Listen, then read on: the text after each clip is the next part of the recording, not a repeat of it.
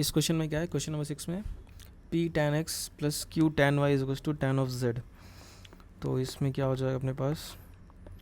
dx upon p, मतलब capital P जो कि है tan x, तो यहाँ पर हो जाएगा tan x is equals to dy upon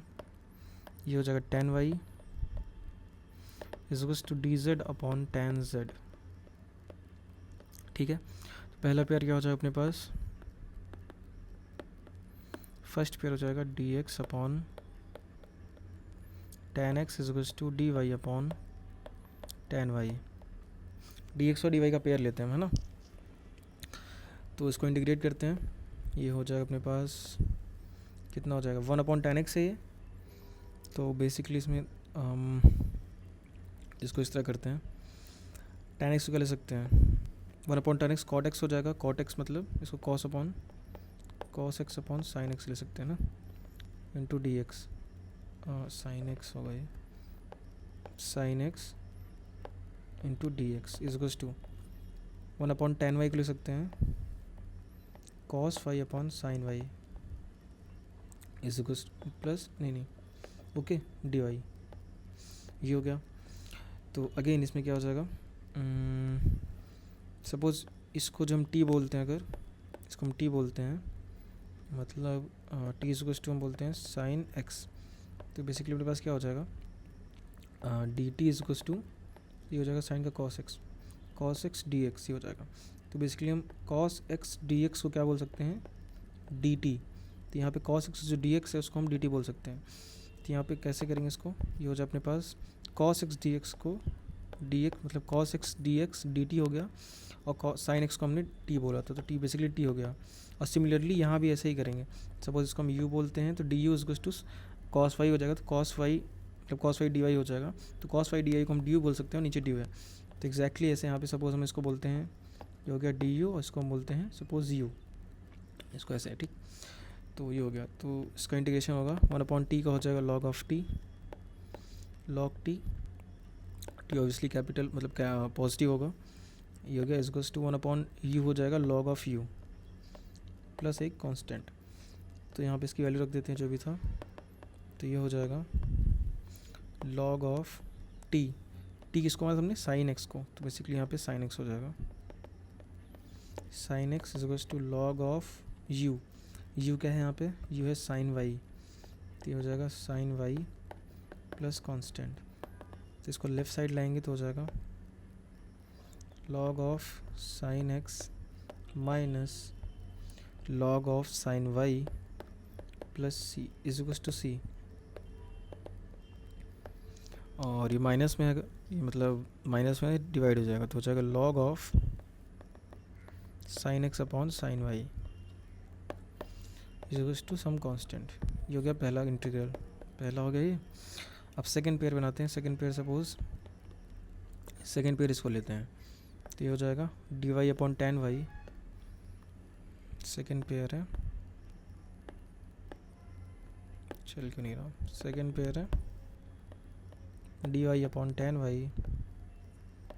is to d z upon tan z. तो इसको क्या करते हैं इंटीग्रेट करते हैं इसको भी, तो सेम सिमिलरली उसी तरह क्या हो जाएगा, इसको ले सकते हैं cos y upon sine y d y इसको ले सकते हैं cos z upon sine z d z, exactly same जैसे उसमें किए थे। इसको बोलते हैं हम टी, तो बेसिकली हो जाएगा sine Y is to t,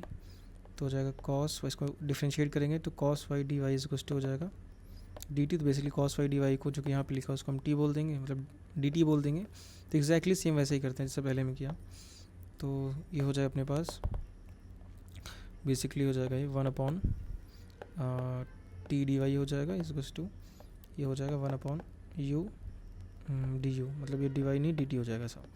तो इसका इंटीग्रेशन करेंगे 1 अपॉन टी का हो जाएगा लॉग ऑफ टी, तो लॉग ऑफ टी हो गया इज इक्वल्स टू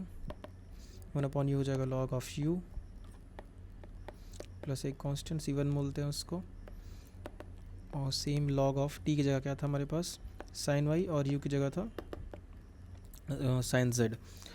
तो लॉग ऑफ ये हो जाएगा sine Y is equals to हो जाएगा लॉग ऑफ यू किस जगह हो जाएगा, sine Z is equals to मतलब प्लस कांस्टेंट, एंड अगेन इसको लेफ्ट साइड लाएंगे तो ये माइनस हो जाएगा, माइनस मतलब डिवाइड हो जाएगा, तो लॉग ऑफ साइन वाई